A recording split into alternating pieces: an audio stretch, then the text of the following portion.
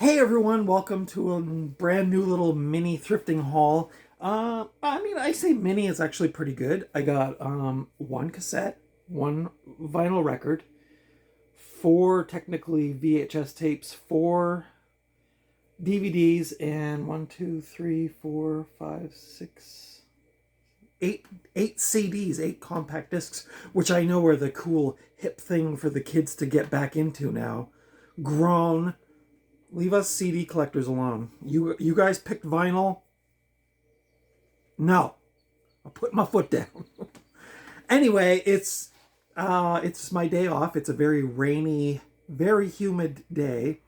I can tell I'm gonna have to put the air conditioning on pretty soon. I forgot to close the window, so you'll have to excuse the cars going by. But yeah, I got a little thrifting haul for you, so I thought I'd throw it out there. Thank you to anybody who watched my review of Bottle Rocket yesterday.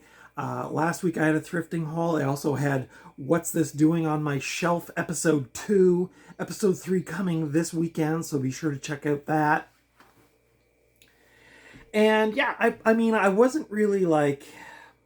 Most of these were pretty intentional thrifting bits. So in the sense that I was thinking of a movie I wanted, and I know a store that has movies alphabetized, and I went and I just bought what I wanted, as opposed to like going and like just digging through stuff and finding cool stuff. So without further ado, let's get into that. So the first thing I got up is a cassette, which is not my preferred format, but kids, look, I grew up buying cassette tapes. I had hundreds of cassette tapes at one point in my life. Gave them all away to somebody I knew who collected tapes because I didn't listen to them anymore. And any of the ones I really wanted to listen to, I had replaced on compact disc. So, but this particular cassette is Fuji's The Score. Now, I really like this album in general. And I have found the CD. I bought the CD a couple of years ago. Not really paying that close of attention. Got it home, or got it on the car stereo. Realized it was edited, so any of the bad words were taken out, which is really annoying and really obnoxious. But my guess is this was really popular in the mid to late 90s. It was this 96, I think. My guess is they put this out so, and then they knew kids would be buying it. So because of, what was the big hit? Killing Me Softly, or their cover of Killing Me Softly, I should say. And so they probably put out like an edited version because the Fugees are a hip-hop band. You know, usually there's some swear words in hip-hop. Not all, of course, but there usually is a few here and there.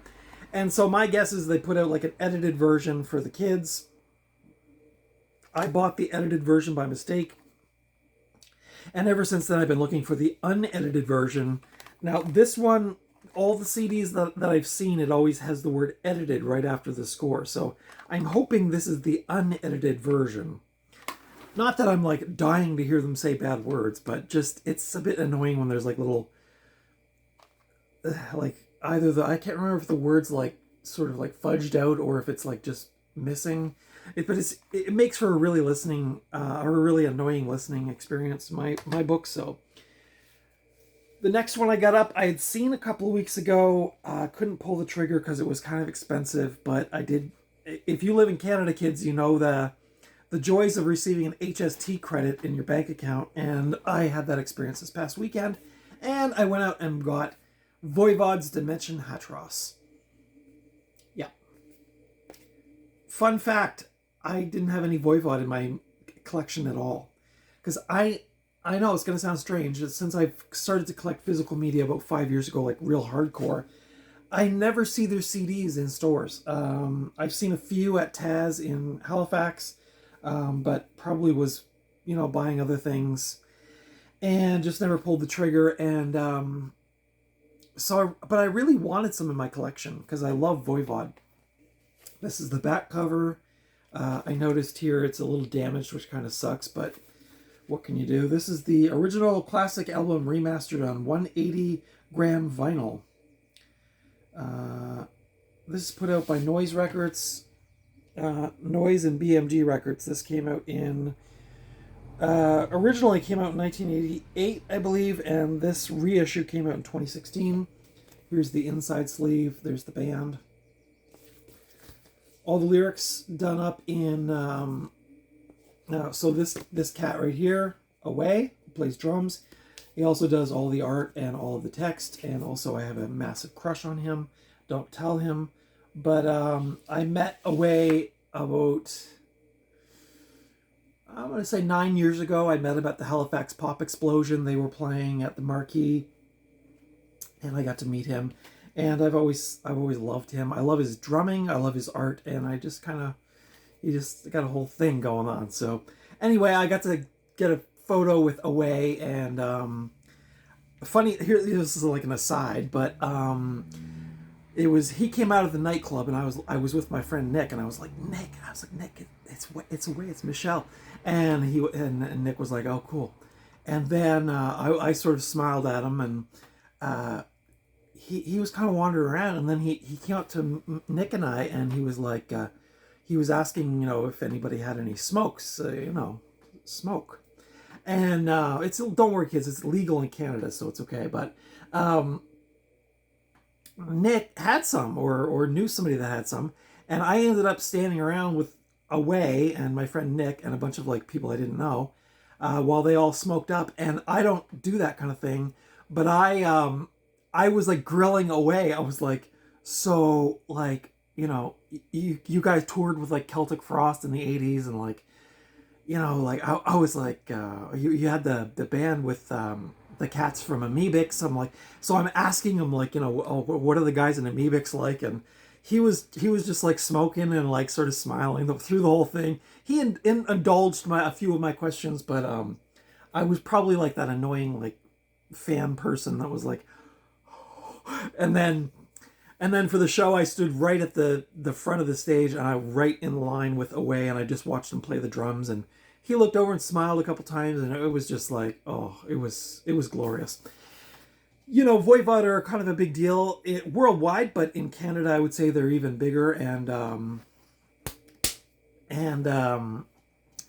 they're playing at the Marquee, which is like just a little club in Halifax. So it was like so cool just to like, you just get to like talk to your musical heroes and like hang out and stuff. So anyway, long story short, I added Dimension Hatros to my collection. I don't know if this is my absolute favorite, but it's definitely one of them. This has my favorite song, which is what's that one? Macro Solutions to Mega Problems. So if you've never seen Away's artwork, I highly recommend you go check his artwork out. He's a big influence on me as far as my drawings go. And he does have a book out called Worlds Away, which is a great book about him and his artwork and his life. So go check it out. Next in the analog thrifts, I got Teenage Mutant Ninja Turtles Part 2, The Secret of the Ooze. As some of you guys know, I didn't grow up on the Ninja Turtles. I was well into my late teens, early 20s when the Ninja Turtles were hitting. But I've always kind of had a soft spot for them. Also, I think maybe I saw something on TV about the making of the movie, and of course the Jim Henson Creature Shop did the costumes and some of the special effects, the practical effects in the movie. And I've always been a huge Jim Henson fan. So anyway, I recently picked up 1 and 3 on DVD, but I didn't have part 2, so I decided, you know what, for $1.99 I'll pick up this tape. It's like this is like the OG. Look, the print is in green because they're turtles. But yeah, so now I can watch the trilogy. I might do that this afternoon. It's raining and I'm cozy inside my apartment, so maybe I'll have a Turtles marathon. Who knows? With me, I don't know. Some of my friends out there who are watching are going to have a real laugh right now because they're going to say, Stephanie, how many more times are you going to buy the Star Wars trilogy? Well, kids, I did it again. They had this price for $1.99 at my Value Village.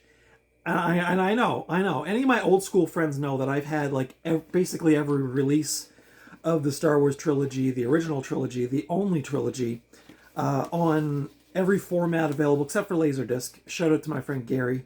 Gary, if you're out there watching, leave a comment so I can get in touch with you. But this is the last, I believe this was the sort of touted as the last chance to own the original trilogy. And this is, of course, before DVD.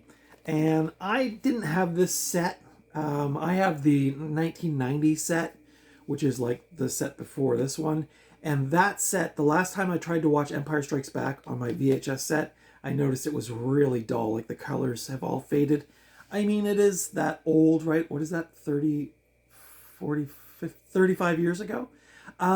So the colors are naturally fading and they don't look so good. And, you know, every once in a while I like to enjoy a little Star Wars on VHS. This set smells like a moldy basement, so I'm hoping the tapes will play. I don't see any mold on the tapes themselves, although I see they didn't rewind them, which is, you know, yikes. But yeah, this was a beautiful set. I actually have a poster of this from a video store, which is a really nice poster. It's a glossy poster. But I love the artwork they did for these. Really nice.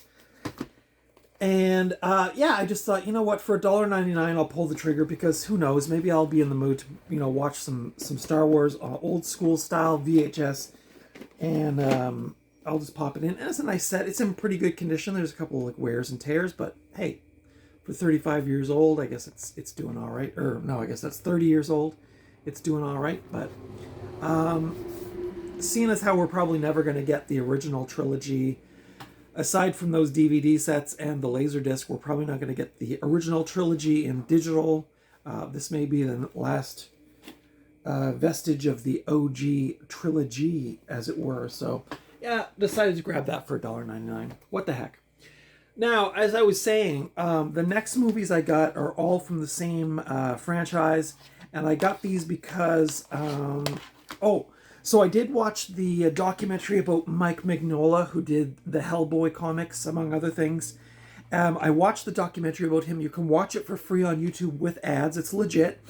I watched that documentary. I was so inspired to draw. In fact, I drew most of the rest of the day after I watched that. I was so inspired, but it made me kind of hanker to watch the Hellboy movies again, which they're not my absolute favorite movies of all time, but I do love the character, and I kind of want to go get some of the comics now because I want to check them out. But I did grab 4 Hellboy movies. I got the original 2 with Ron Perlman. I got this animated one. Ron Perlman does the voice, and I got the new one with what's that guy's name? David Harbour and Mila Jovovich. So I rewatched all of them except for the animated one. Just quickly, I'll show you these. I do like the first 2 just because they have that Del Toro look to them. They're very fantastic looking. This is a 2-disc set. I don't think I watched any of the special features, but it does have a 2.5-hour documentary on the making of the movie. This is like the special edition. So it's pretty cool. Pretty cool. Oh, this folds out. Or it sort of folds out.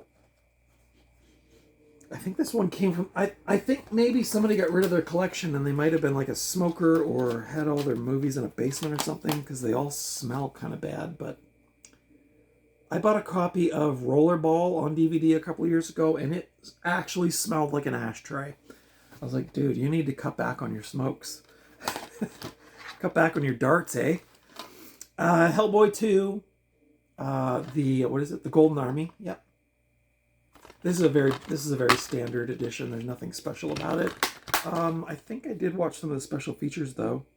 Oh yeah, there was this really cool thing called the Troll Market Tour with director Guillermo del Toro. I always have a hard name with his name. Guillermo. Remember in the Muppets movie when they had the imposter Kermit, and he was like, "Hi-lo, Kermit the Frog." That's what I sound like. Or if you've never seen that movie, I must sound like a crazy person. I also got Hellboy animated, Sword of Storms. This has Ron Perlman, Selma Blair, and Doug Jones all back doing voices. So I think I had bought this for my son back in the early 2000s. I know there's a second one in this series, and when I picked this up, I was like, hey, this got a bit of weight to it. And what's cool is on the inside, it actually has, if you'll indulge, well, this is actually kind of a cool little card to get framed, but on the inside it also has a comic book, Phantom Limbs, put out by Dark Horse, and it kind of gave me a little taste of the comic books, and I was like, I like the artwork. I like Mike Mignola's artwork anyway. I had seen some a few years ago when I was looking for some drawing inspiration, and he definitely factors into some of my drawings. But yeah, this is a nice set. It's got bonus features to Hell and Back, how Mike Mignola created Hellboy, all kinds of cool special features. Yeah, this is really cool. It's got a lot of stuff on it, actually, so kind of excited to dive into that one. And then the last one I got is the 2019 one, which I actually had this DVD at one point in time. I think I got it in a $5 bin at Walmart, but I did get rid of it. I watched it and I didn't like it, but I wanted to give it another chance, so I picked it up again. I think I'm officially done with this movie. I really like David Harbour's interpretation of the character. Mila Jovovich, who I love from Resident Evil, she was okay. But then I was reading online that who's the director? Neil Marshall. I think he's the guy that did like Dog Soldiers. He has actually disowned this movie. He was really, really pissed off. The producers basically took the reins, and this isn't the movie that he envisioned, and he was really disappointed with the end result, and I kind of can't blame him based on what I've seen. It's very disjointed. It's very... the story's all over the place. It doesn't make a lot of sense. The action scenes are great. Like I said, David Harbour's great in it. But yeah, it's just kind of a mess. It's a hot mess. Today especially. It's a hot mess with the humidity. Humidex is 31 right now. But yeah, I don't know. I don't know if I'll keep this or not. I might just forward this on. But then again, I might keep it for a little bit of drawing inspiration. Or just to get some ideas. Or maybe I'll just throw it on and draw while have it in the background while I'm drawing or something. But I don't know. It just didn't hit the mark for me. I know some people really like it. And now, last but not least, my CD collection, or my CD editions. So I'll go through these a little quickly because I know the video is getting long. I got the first four I got for $1 a piece at my local SPCA charity shop. I got Miles Davis, Kinda Blue. I've been looking for this one. What's cool about this one is this came out by Columbia back in... looks like 1998, maybe. So there's the inside. But what's cool is there was another disc inside, and it's Miles Davis, The Complete Birth of the Cool. So I actually put Kinda Blue on this morning. I was kicked back in my lazy boy. I had the window open so I could hear the birds singing. I had Kinda Blue playing in the background, and I actually fell asleep listening to it, and it was lovely. I'm new to the Miles Davis game. I know a couple of his songs, but... I got Birth of the Cool on vinyl, as some of you guys know, a couple months ago, and I've been kind of looking for some other Miles Davis. That's not, like $60. Then I got, sorry, this is a mistake. Then I got Theonius Monk. This is called Round Midnight and Other Jazz Classics. The reason I said that's a mistake is because I was about to go into CDs I got at a different place that were a bit more expensive. I didn't have any Thelonious Monk in my collection. I know some jazz, like I know Ornette Coleman. I know a bit of Miles Davis. Trying to remember what else I have.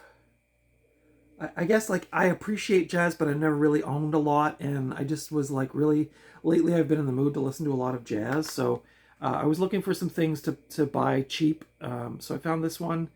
This is Round Midnight and Other Classics, put out by SEMA, which is a subsidiary of Capitol Records. So I only buy these things if they're legit releases, because a lot of that stuff got farmed out to like these, like Madison and these real crappy CD companies, and they're not great quality. So I only buy them if I can find them on like legit labels.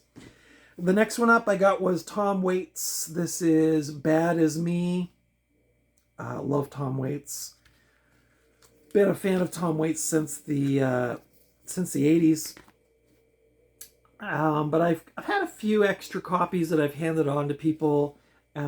This is one I didn't have in my collection yet, so I decided to add it for $1. Why not? I don't like his later stuff. I like his earlier stuff better. Frank's Wild Years, Big Time, Swordfish Trombones. I like the 80s stuff. I don't like the 70s ballads, and I'm not big on the 90s stuff or like 2000 stuff, but from like mid 80s to mid 90s, I like that era of Tom Waits. Bad As Me, I know, is a later one, I think. This is from 2011 from Anti Records. But I always love Tom Waits. Suffice to say, I always enjoy whatever I hear, but my preference is the 80s stuff. Then I got the Moody Blues Greatest Hits. And the only reason I got this is because I am obsessed with Knights in White Satin.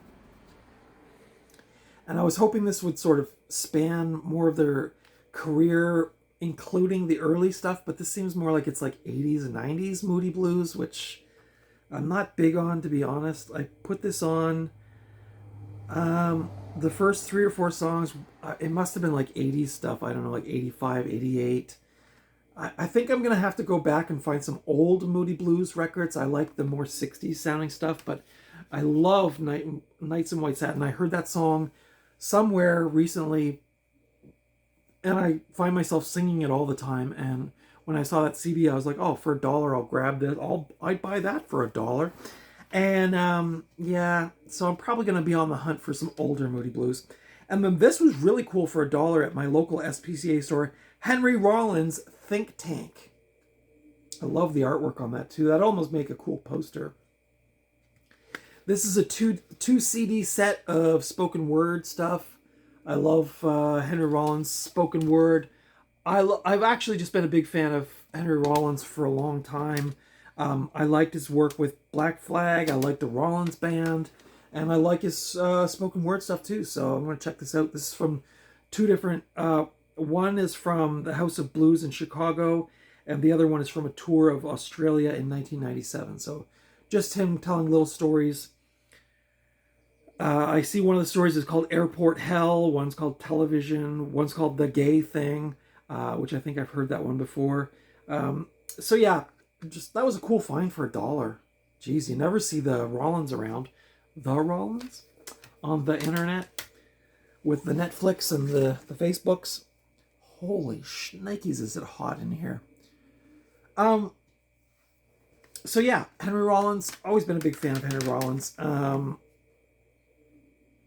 So yeah, so what did I do there? Okay, so the ones I got for $1 were Miles Davis, Thelonious Monk, Tom Waits, and Henry Rollins. Pretty good haul. They did have Frank's Wild Years on CD there, but it was scratched. They had John Lee Hooker's Greatest Hits there. It was scratched. I hate when I find good stuff that I have to pass on. Though that said, I already had Frank's Wild Years, so not a big deal. Okay, so Moody Blues was in the other store. That was Fanfare in New Minas, Nova Scotia. So that was the first one I got there. It's 4 for $20 there, which is, it's probably about standard, I guess, for a record store. So I got Moody Blues. I picked up this Jerry Lee Lewis. This is Sun Recordings Greatest Hits, and it only has 10 songs on it, but by God, it's got all my favorites. I think I had a Jerry Lee Lewis CD in my collection a couple years ago. I remember buying one not long after he died. Yeah, sometimes I'm that person. But I think I got rid of it because it only had a couple of my real favorites. But this one has a whole lot of shaking going on. Real Wild Child, Great Balls of Fire, Breathless, High School Confidential, What'd I Say? So yeah, this was put out by Time Life in 2012. So happy to add that to my collection. I do like some, I know Jerry Lee Lewis may be problematic to some folks, but I like his music. Then another classic classic artist I did not have in my collection, and that's The Great 28 by Chuck Berry. Yeah, I love Chuck Berry. The one I love is School Days. Absolute favorite. If you saw the movie La Bamba, the biopic of Richie Valens, I believe that song School Days was at the beginning of that movie where he's ironing his clothes. And ever since that time, when I was in high school, I was really into, early high school, I was really into classic 50, like Buddy Holly, Beach Boys, Elvis, the Beatles. Well, that was 60s, but I really had a soft spot for 50s because those were the records my parents had. And when I inherited their record player and their record collection, I listened to all those records, and I listened to them growing up as a kid when my dad would put them on a Sunday afternoon when we were playing board games as a family.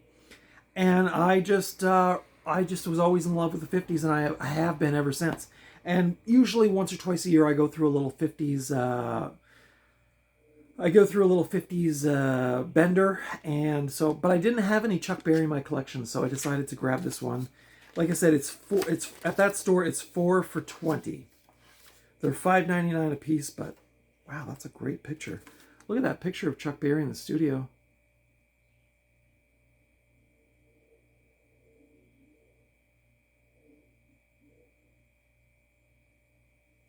I just wondered how long you'd wait. But yeah, Chuck Berry, love him. Maybelline,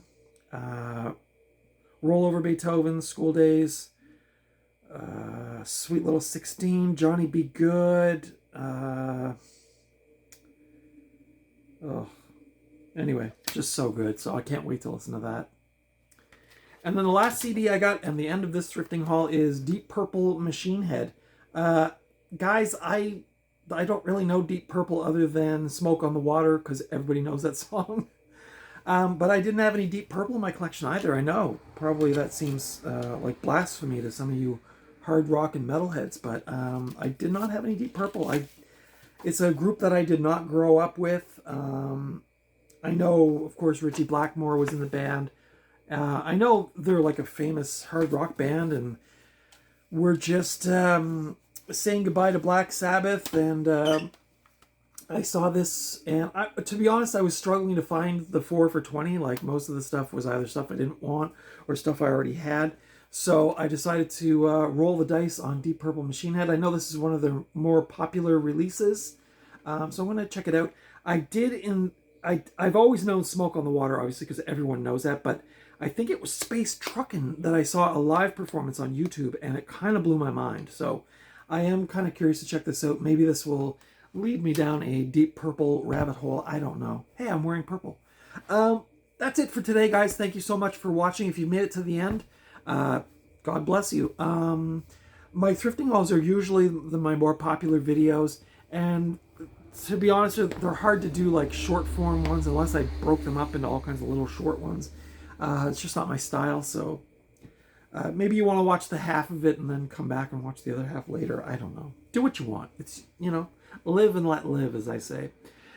But guys, that's it for today from Night Owl Video headquarters right here in Nova Scotia. I hope y'all are doing well. I hope you're taking care of yourselves.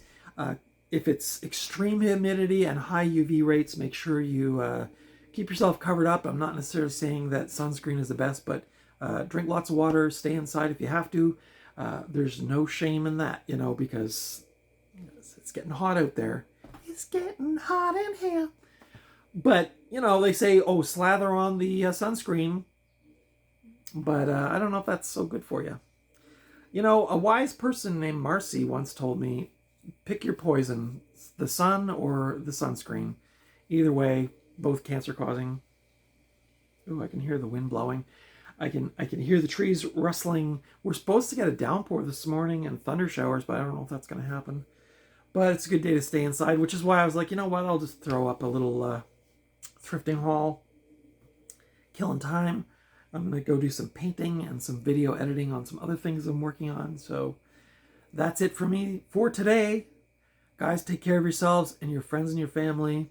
The world is a crazy place right now, and we need all the support we can get from each other. And, if you've got time and patience and you're willing to take care of some folks and support your local community, buy local goods. If you're Canadian, buy Canadian goods, shop at local businesses. When you're in the grocery store, look for the little Canadian flags on products. You know, do your bit. Do your bit. I don't know what else to say. Gosh, it's a weird world we're living in. But yeah, let me know if any of those things I talked about in my pickup are things you have, or things you're looking for, or things you like, or things you don't like. Leave them in the comments below, without being nasty, of course. Yeah, I love hearing from you guys. Shout out to Corey. Shout out to Avenger. Thank you to all the people who have recently subscribed. I'm now up to 655. That's like 7 new subscribers in the last week. So welcome to all my new subscribers. I hope you're enjoying the videos. Stay tuned this Saturday for another What's That Doing on My Shelf episode 3 coming up. And I'm sure I'll have other things to share with you in the coming days and weeks. So until next time, take good care of yourselves. Until next time, I'll see you at the video store or at the thrift store or just out and about some more. But until next time, take good care of yourselves, and I will see you in the next video. Bye.